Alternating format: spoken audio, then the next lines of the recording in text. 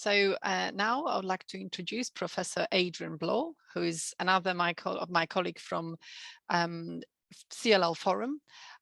So Adrian is based at Christie's, and he's got specialist interest in management of lymphoid malignancies, CLL, obviously, lymphoma, but also cellular therapy, stem cell transplantation, clinical trials, and is director of Christie Stem Cell Program.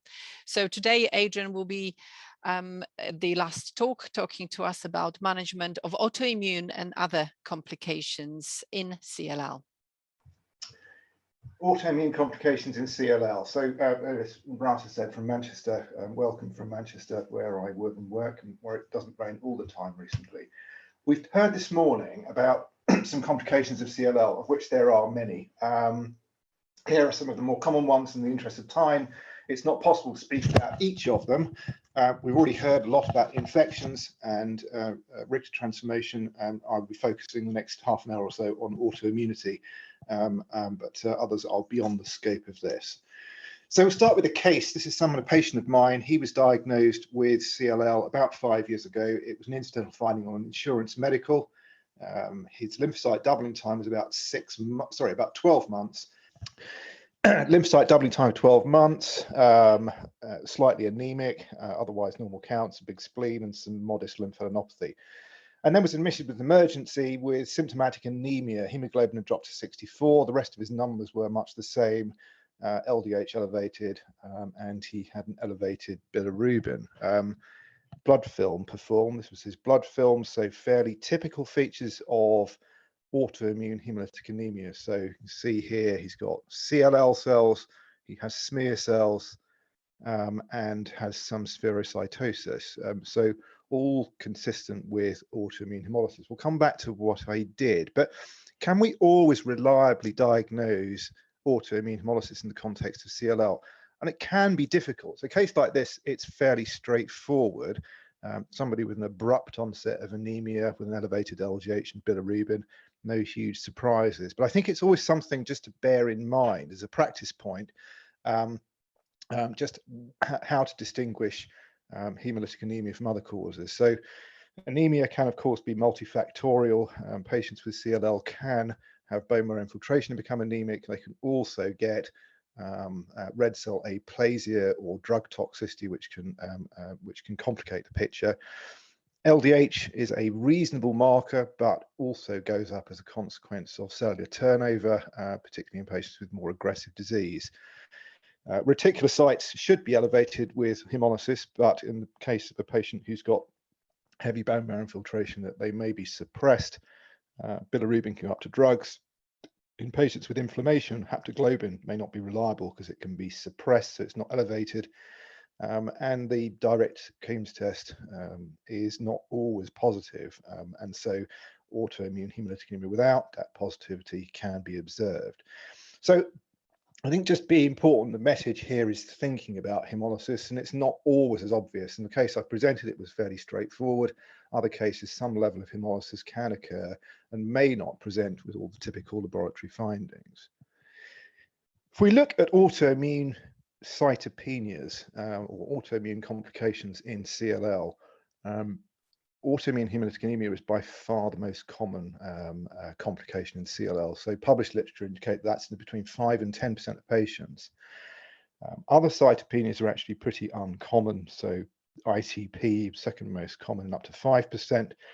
Evans syndrome, a combination of autoimmune hemolysis and ITP, around 1%, and then the rest all pretty rare. So autoimmune neutropenia, pure red cell aplasia are described but are uncommon, and I'll come back right at the end in terms of other autoimmune complications, but they are all relatively small print. So the majority of what I'm going to talk about is with regard to autoimmune hemolysis being the most common complication seen in CLL.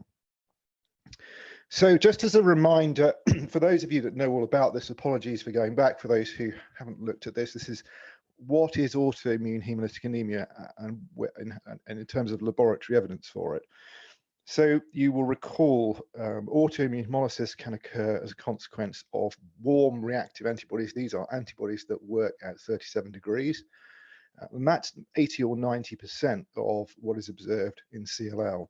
A small proportion, around 10%, have cold reacting antibodies. So these are ones that only become apparent at lower temperatures. The warm antibodies seen in CLL, they are polyclonal. So it's not a situation whereby clonal CLL cells are producing monoclonal antibodies against red cells. They are polyclonal antibodies produced by the normal bystander cells, not by the CLL cells directly. They are predominantly IgM. And so if you do a direct antibody test, a Coombs test, then the red cells become coated with IgG, which is an incomplete antibody and therefore is unable to fix complement efficiently. So it doesn't cause direct intravascular hemolysis, but targets the cells for opsonization, so take up by the spleen and by macrophages, which is where they're then destroyed. Cold hemolysis is producing where you produce IgM antibodies, so complete antibodies that are able to fix complement. So in the context of cold autoantibodies, the Coombs test is positive for C3d for complement. There's antibody fixation, and that can lead to intravascular hemolysis, so direct destruction of red cells within the circulation. Why do patients with CLL get autoimmune complications or get autoimmune hemolysis? Well, there are a number of associations, and I'll go into this in a little bit, but some of it is related to their immunoglobulin heavy chain sequence. So as I'll speak to in the next couple of slides, CLL can be distinguished between mutated and unmutated disease, about 50% of each. It's much more common to see this in people who've got unmutated CLL. It's also more common in depending on the type of immunoglobulin sequence.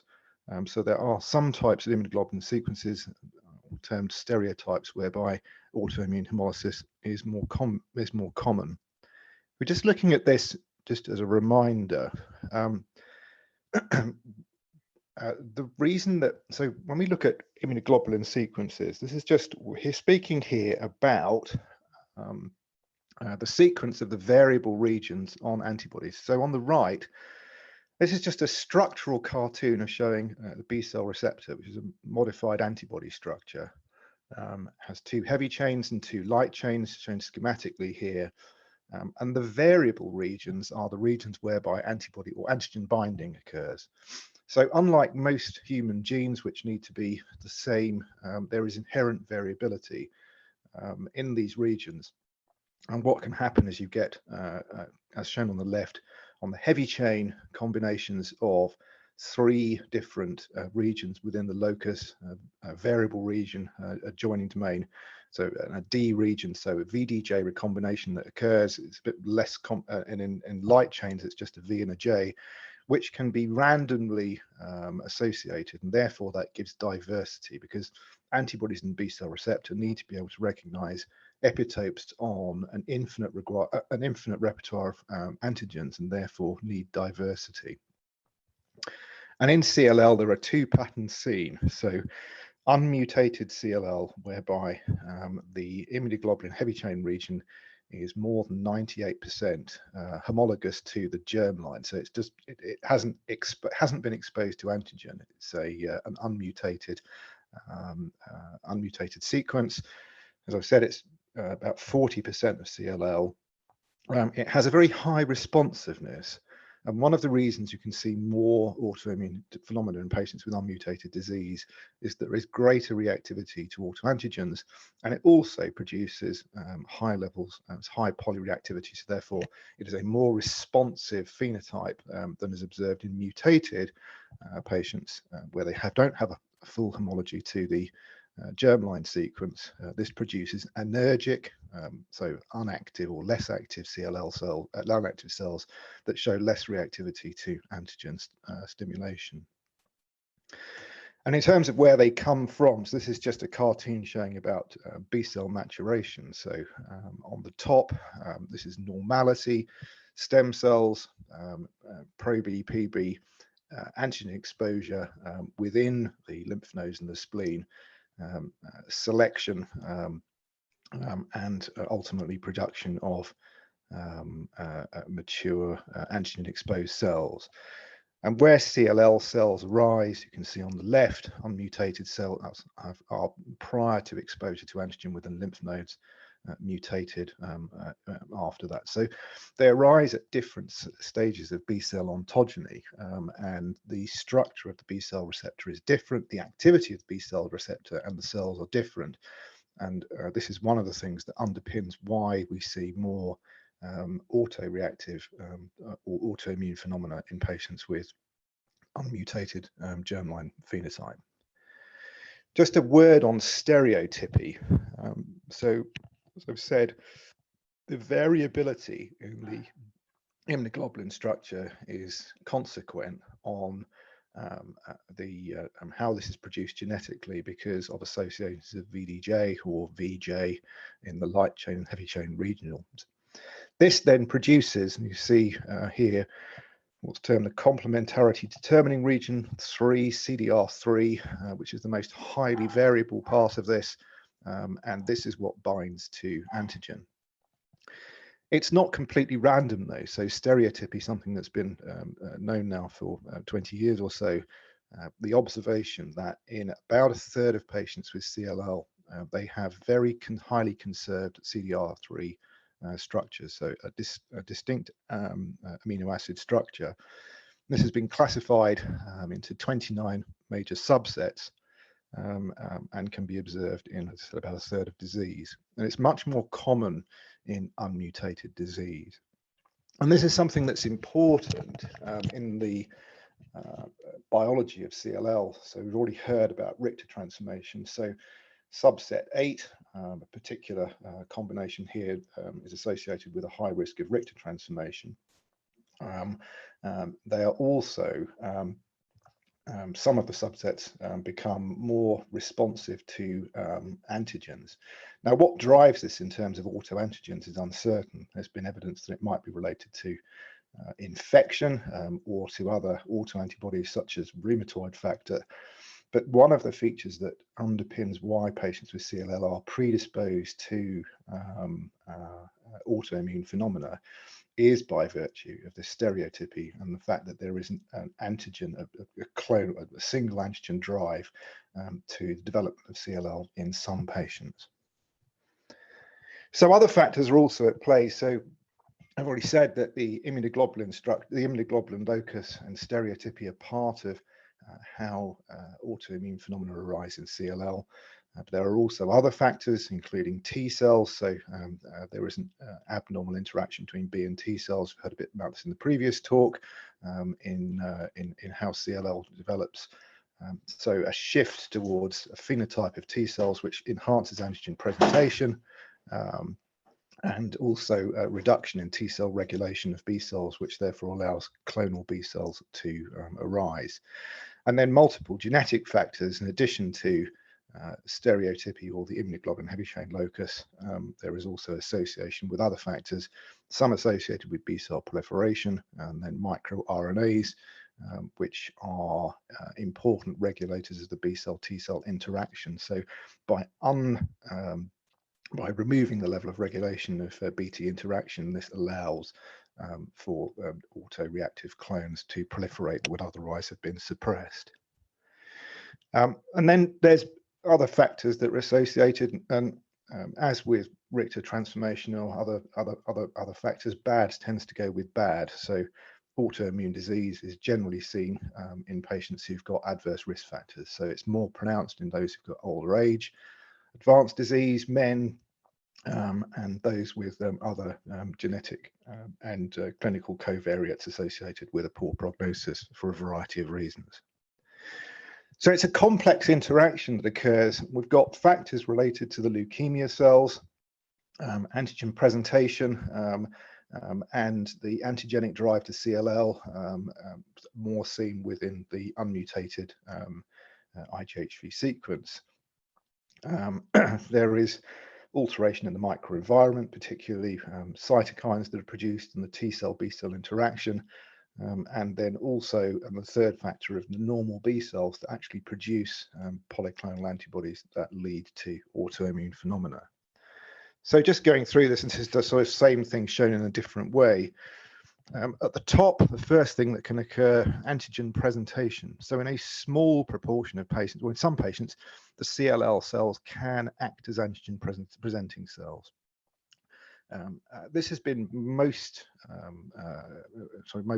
robustly demonstrated for red cell antigens, particularly rhesus, and may explain why autoimmune hemolytic anemia is the particularly common complication of CLL as opposed to other types of cytopenias. And by acting as antigen presentation cells, they are able to then present this to T cells and lead indirectly to then the formation of polyclonal antibodies by normal B cells, leading to the autoimmune phenomenon. The second thing is that we know that there is an alteration of how CLL cells work in their environment and their relation to the rest of the immune system. So CLL cells have an abnormal cytokine pattern of secretion, which alters tolerance and also interacts with the interaction with T cells. Rarely, CLL cells can actually act as effector cells and therefore produce antibodies that directly cause problems. I've already mentioned that occurs in cold, hemolysis. The other case whereby this is muted to occur is in pemphigus, which is a rare but described complication of CLL, but this is only seen in a minority of cases. And then the last thing is that, coming back to what we've already talked about, the CLL cells can be stimulated by recognition of autoantigens. And here, this is where unmutated disease, the stereotypy, becomes important, acts as part of the driver to stimulate through the B-cell receptor, which leads to polyreactive B cells being produced by normal B lymphocytes. Just turning in terms of the impact of treatment on the development of autoimmune hemolysis. So this has been something that's been recognized for many years. A paper first published in 1966 that reported that irradiation and alkylating agents were possible triggers to the development of autoimmune complications in patients with B-cell lymphomas, including CLL. This has then been borne out by what's been observed, particularly with chemotherapy. So for those of you who remember the CLL4 trial, this is something that was now was reported almost 20 years ago. A UK study of about 800 patients investigating the use of fludarabine cyclophosphamide FC with fludarabine or chlorambucil first-line therapy for CLL patients. And what was observed was that there was an appreciable incidence of autoimmune hemolytic anemia, about 10% of the entire cohort, which was particularly something seen in patients treated with fludarabine and chlorambucil, more than with fludarabine and cyclophosphamide. The Coombs test was predicted, so those patients who had a positive DAT at the onset of their treatment, about a third of them went on to develop autoimmune hemolytic anemia. It was less observed in patients with FC, potentially as a consequence of additional immunosuppression and alteration of T regulatory cells, which meant that there was a lower rate of autoimmune hemolysis seen. So there's clearly that on top of everything I've talked about that's inherent in CLL, treatment itself can actually be a risk factor, particularly with alkylators or purine analogues given as monotherapy. In latter studies using FCR, autoimmune hemolysis was still observed at a lower rate. So in the original FCR data, the rate of autoimmune hemolysis was about 5%, but in that context, quite a lot of that was DAT negative as a likely consequence of using rituximab. So we don't really use that type of treatment anymore, moved away from chemotherapy. So what is the risk of treatment-related autoimmune hemolysis or autoimmune complications with kinase inhibitors? There's quite a lot of data now. So this is looking at ibrutinib, and there was the data from the Resonate trial, which was a pivotal study of ibrutinib versus ofatumumab in relapsed disease, and then a number of real-world multi-center series. And what was reported here was that the instance of autoimmune cytopenias in patients treated with ibrutinib somewhere between 1% and 5%, predominantly autoimmune hemolysis, which is to be expected. There were no cases reported in the Resonate trial, but this may be a consequence of the fact that patients with cytopenias or uncontrolled autoimmune disease were excluded from trial entry. With venetoclax, similar data. So again, trial data and also real-world retrospectives, including a large series from the US and the UK. What comes from this is that the proportion of autoimmune cytopenias is generally higher than was observed with ibrutinib. So most of the ibrutinib data suggests that there's around a 1 to 2% chance of developing autoimmune cytopenias, whereas with venetoclax, that risk is somewhere close to 5%, depending on which series you look at. Although interestingly, wasn't observed in the largest US-UK series. In a multi-center trial, this was then looked at by Italians, where they were looked at the impact of pre-existing cytopenias on development of autoimmune complications. So in around 800 patients in a multi-center study, most of them were treated with ibrutinib, a smaller proportion treated with venetoclax. And what they demonstrated, looking at the top two survival curves in terms of overall survival and progression-free survival, there was no statistically significant difference in survival for patients who had pre-existing autoimmune cytopenias compared to none. There was a sort of trend in the overall survival, but this didn't reach statistical significance. And in terms of treatment emergent problems, a similar pattern to what I've already demonstrated. So 1% of patients developed treatment immune autoimmune cytopenia treated with ibrutinib, and about 7% treated with venetoclax after a median of between 3 and 4 months. So the take home from that is that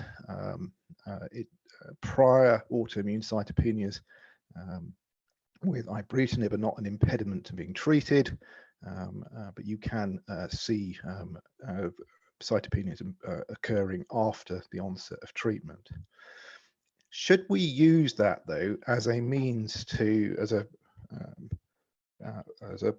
guide to whether we should give people treatment? How should we treat them? Well, this is some more data from the same study, and this was looking at what happened to patients who went into their treatment with a history of autoimmune cytopenia. So this is predominantly autoimmune hemolysis, but also some other, this is all hematological cytopenia.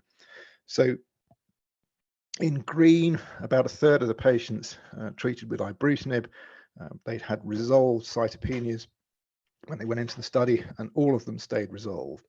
So it didn't appear in this study that a history of autoimmune cytopenia was a problem, in as much as if you'd had it before and you gave treatment, it didn't induce it with ibrutinib.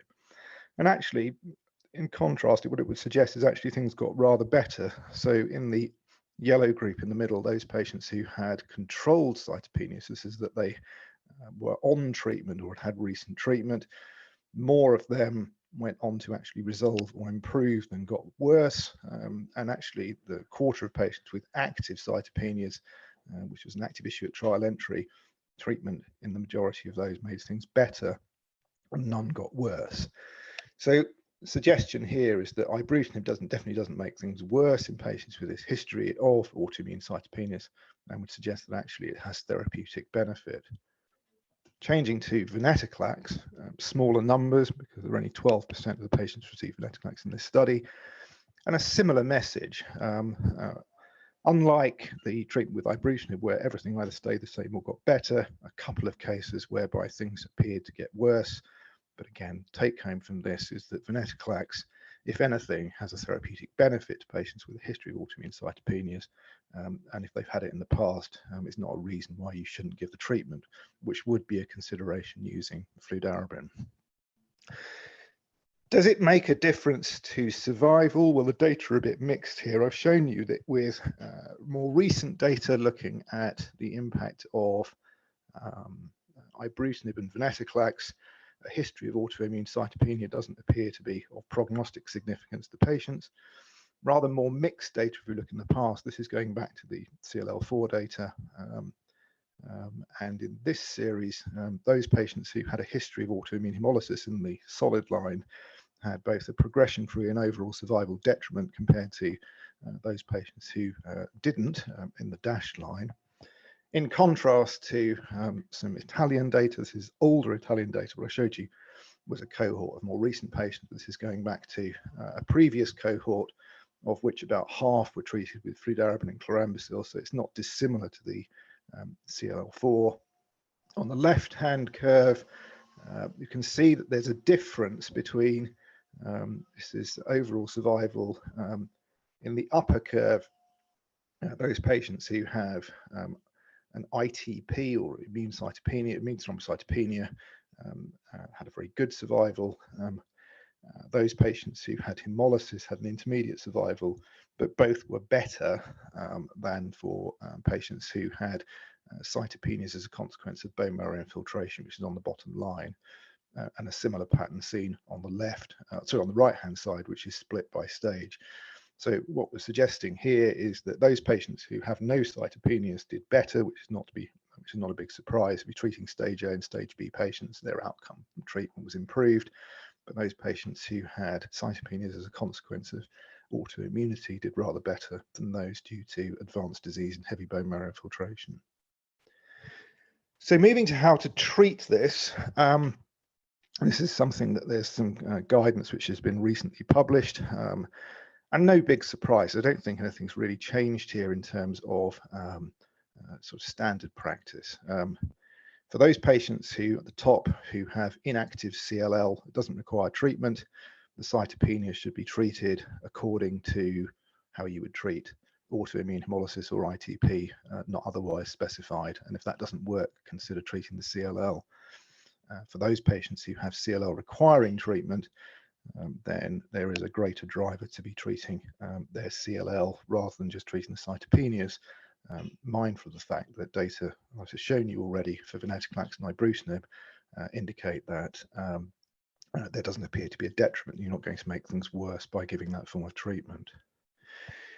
So for patients with frontline therapy, transfusions, I mean, mindful of the fact that some patients with CLL and autoimmune hemolysis can have a very profound and very refractory anemia, and it is, you know, in advanced cases can be life-threatening. So transfusions do still play a role for patients who've got very resistant severe anemia, but being mindful of the fact there is a risk of alloimmunization by giving more transfusions may fuel the fire, and sometimes CLL patients, particularly if they've got heavy marrow infiltration, may need a lot of blood. There's a small literature on using erythropoietin in severe cases, although typically the EPO levels in these patients are extremely high and therefore supplementation may not be of much benefit. In terms of steroids, well, this is something that you'll all be familiar with for autoimmune hemolysis. A standard dose, prednisolone, a milligram per kilogram, or pulse dexamethasone, some evidence that the latter may be more effective and better tolerated. And what I recommend in what comes from literature is they need about three or four weeks of treatment before determining whether it's worked or not, and then tapering over 3 months if they're responding. Don't forget supportive therapy, so PPIs, bisphosphonates if required, folic acid, or else you'll run out of that. There is some literature that's showing that you can see an increased instance of thrombosis, so considering low molecular weight heparin certainly in severe cases. And also thinking about the potential infectious complications of treating patients with steroids. Rituximab may or may not work, may be beneficial here. I'm not sure that, I think in case of steroid refractory disease, I probably wouldn't move to rituximab under the circumstances of that with CLL. I'd treat the CLL rather than just giving rituximab. But just it is the treatment of choice for patients who've got cold hemolytic anemia. So for the 10% who have cold antibodies, then rituximab does appear to work very well and is preferred to steroids. Chemotherapy is perhaps something of a bit of a sort of historical point that may not be that interesting anymore.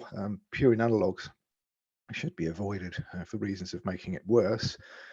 As a note, if we're running into problems, rituximab chemotherapy, RCD, RCVP, bendamustine rituximab does work in this context. Response rates are actually pretty high.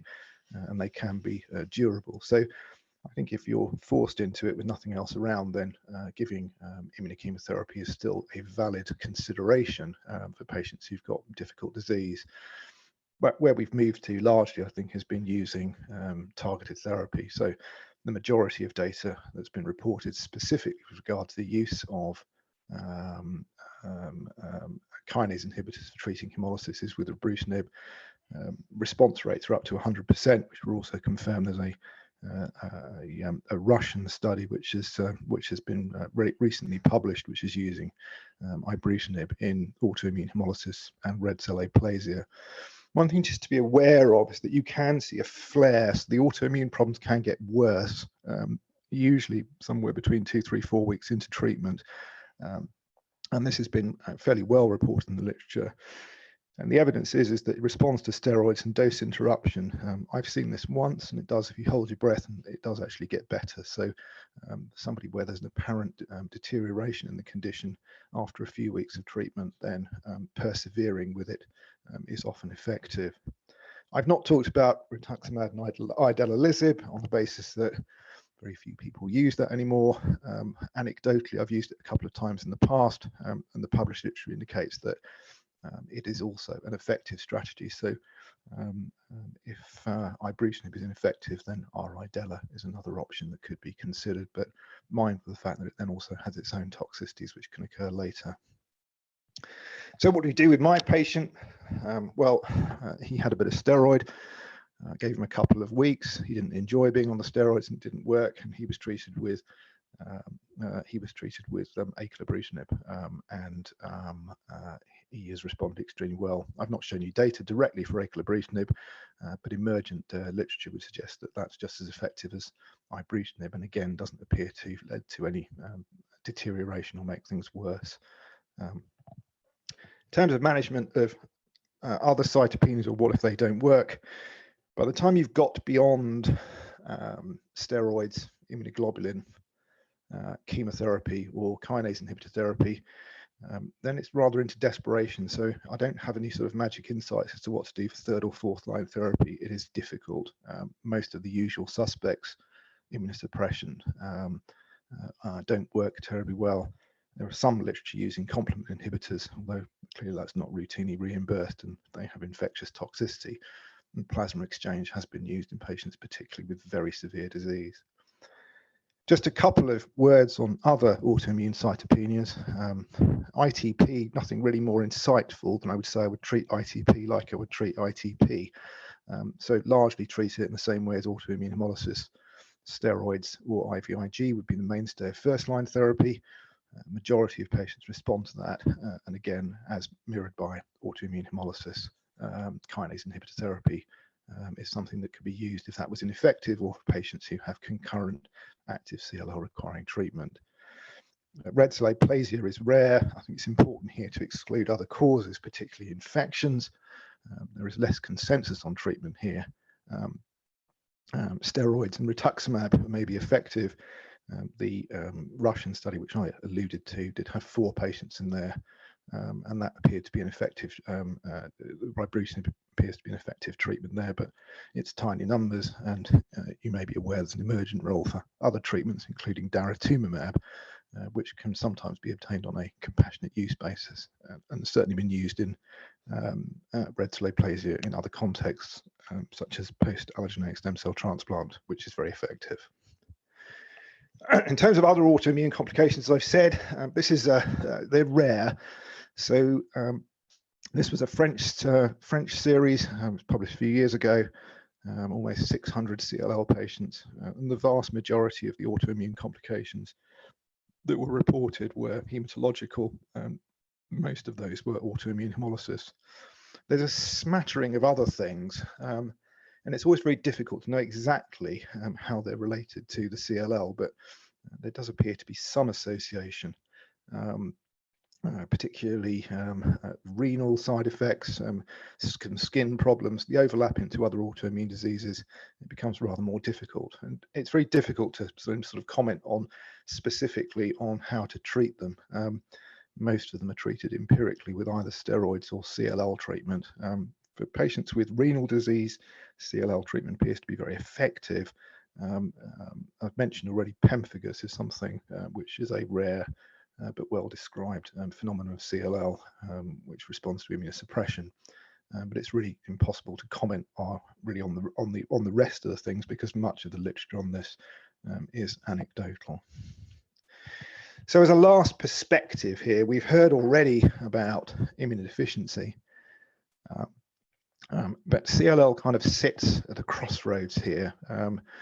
There is a link in terms of the biology between autoimmune disease and neoplasia, with immunodeficiency thrown on top of this. As Helen's already said, we see profound hypogammaglobulinemia in patients with CLL, which is not necessarily related directly to the stage of the disease. And because of the way the biology of disease, particularly around the IGHV sequence, there is something in CLL whereby there is an autoimmune stimulus to this. Antigenic stimulation is part of CLL pathogenesis, and some of this can be seen by, as I said, BCR stereotypy, so selected IGHV sequences which are related to specific antigens. The antigen that actually reacts in this context is uncertain, but there's some evidence this may be related to infection. And there is also data supporting this, that in patients with rheumatic heart disease, for example, they have a very low incidence of CLL because of long-term use of antibiotics.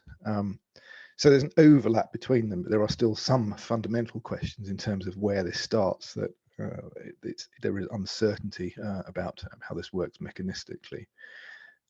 I've talked about the fact that autoimmune cytopenias in CLL are by far the most common complication of disease, and much of it is treated with either in the same way that you would treat CLL, but with now quite robust data indicating that although there have been concerns about treatment emergent cytopenias, particularly with chemotherapy, with modern kinase inhibitor therapy, they can be used very effectively for treating both the disease and the autoimmune complications. And with that, I will close. Thank you. Thank you very much, Adrian.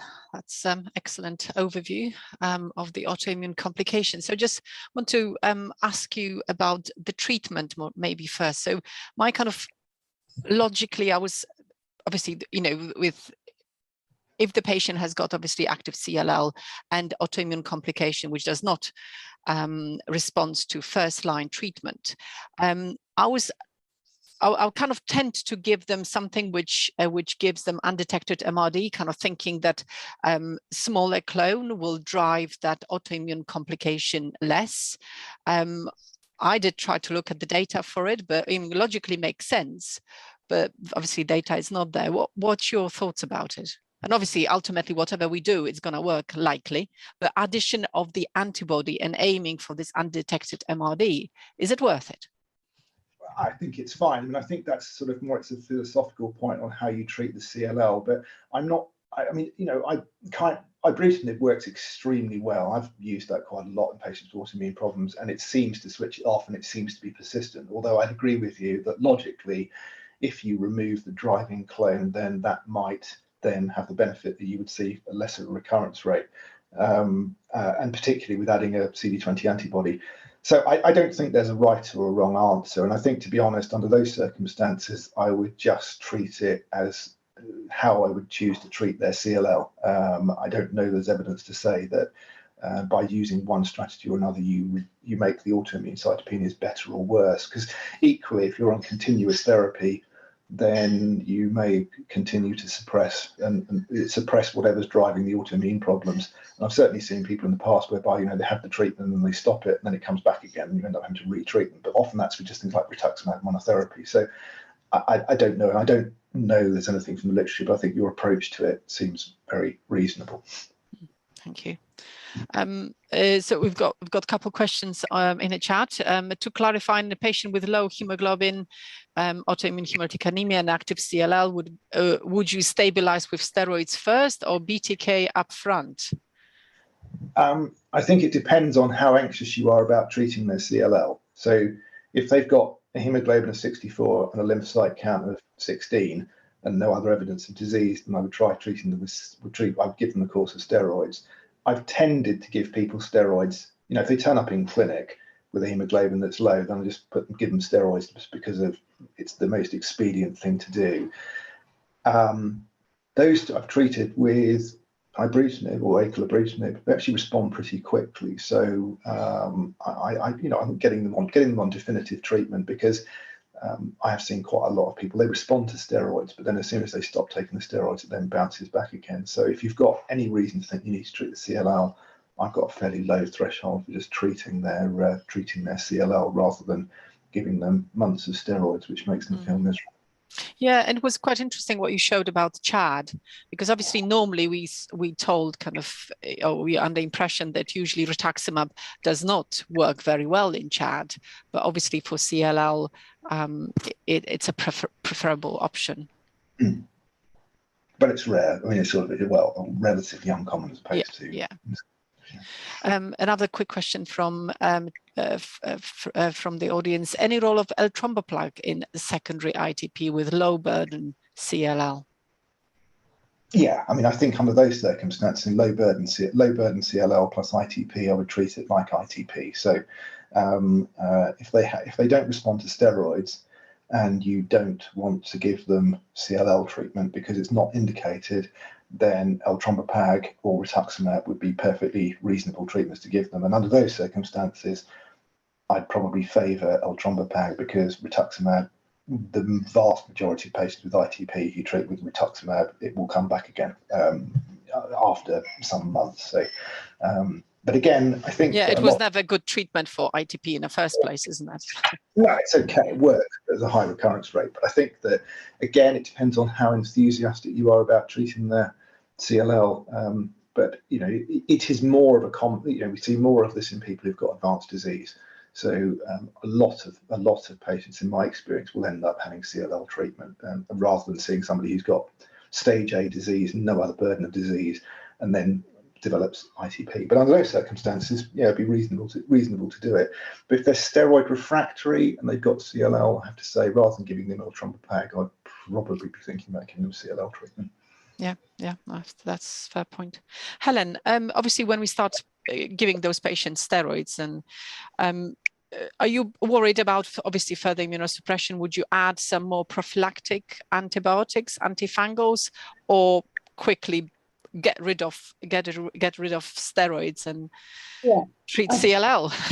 This has come up a couple of times, but you can't realistically give antifungals with BTKI easily. So we start both at the same time and get the steroids weaned as quickly as possible, and just be vigilant in that time.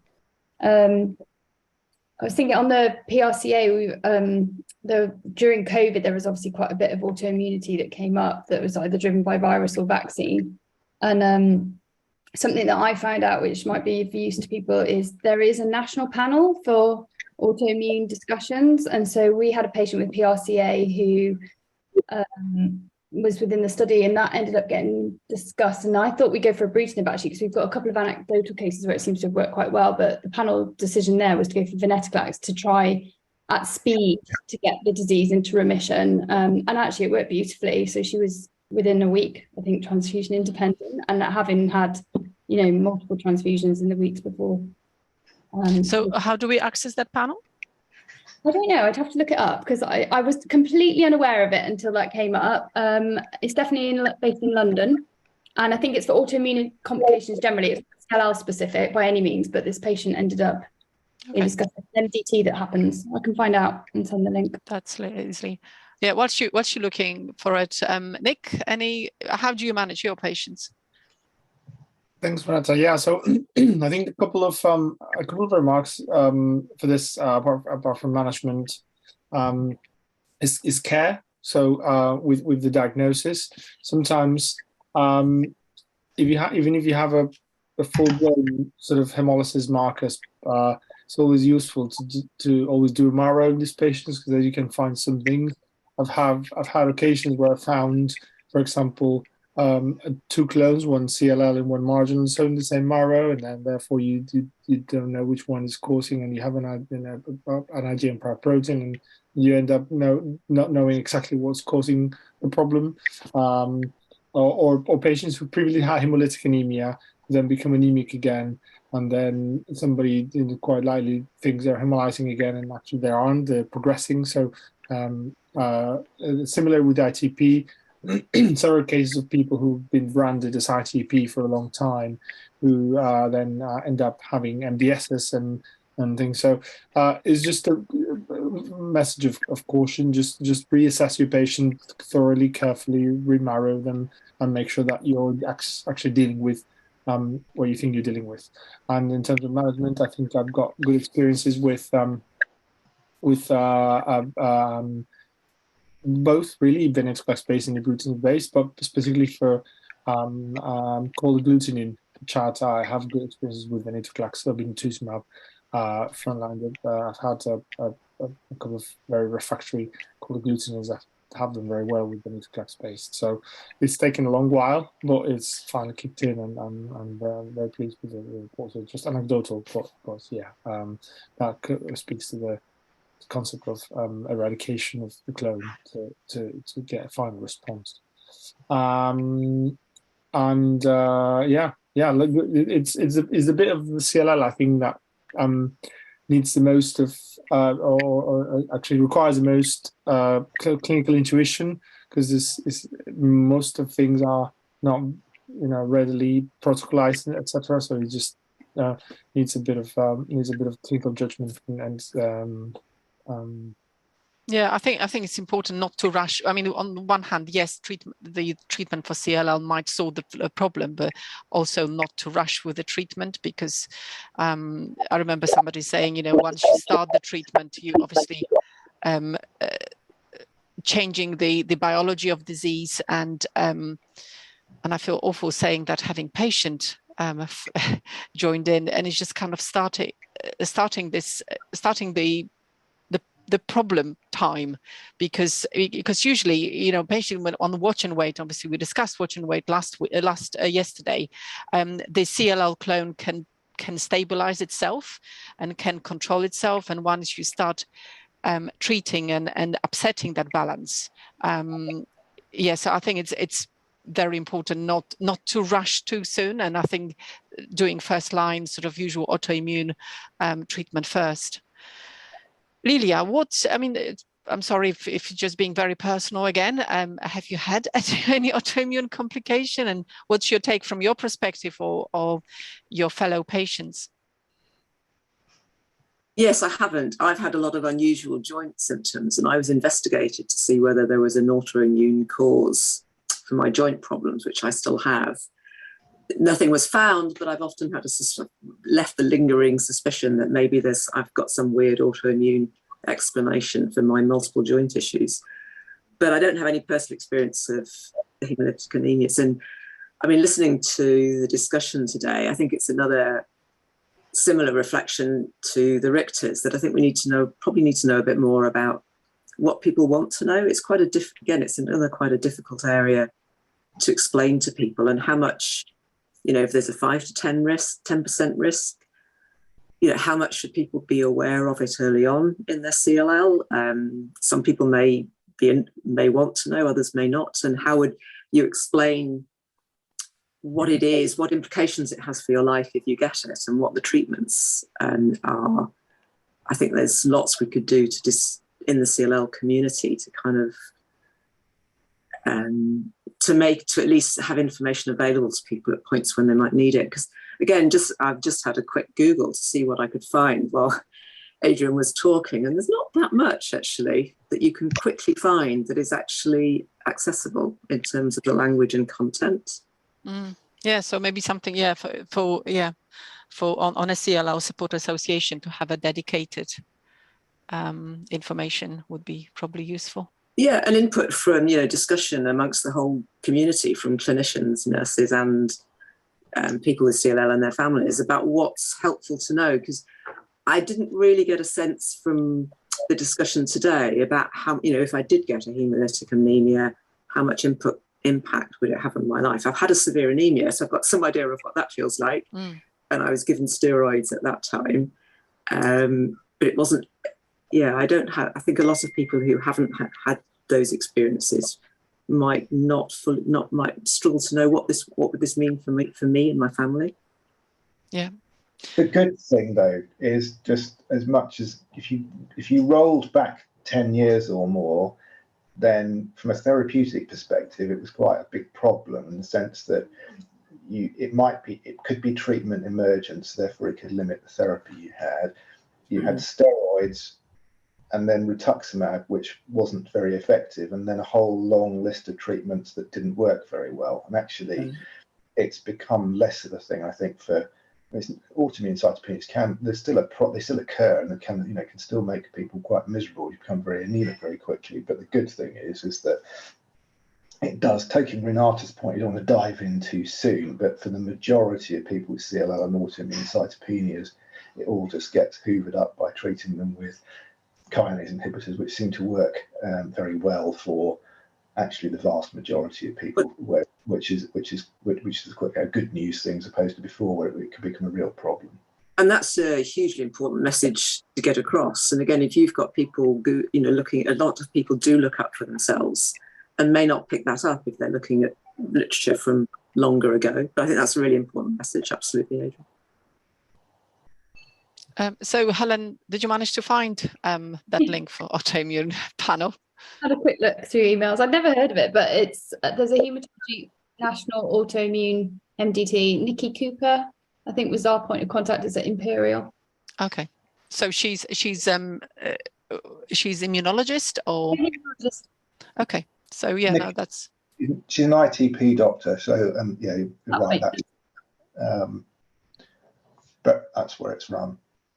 Yeah, so I mean, it's used, obviously, so we all have those intractable patient where, one of the hard thing Adrian slides when you're trying even myeloma doctors antibody to stop hemolysis. So yeah, so I guess if you reach that point, this is always worth reaching that sort of panel. It's good to know that something like that exists. So thank you all today. Thank you, Nick, Helen and Adrian, for really insightful talks, and hopefully see you next year. Oh, thanks, Paul.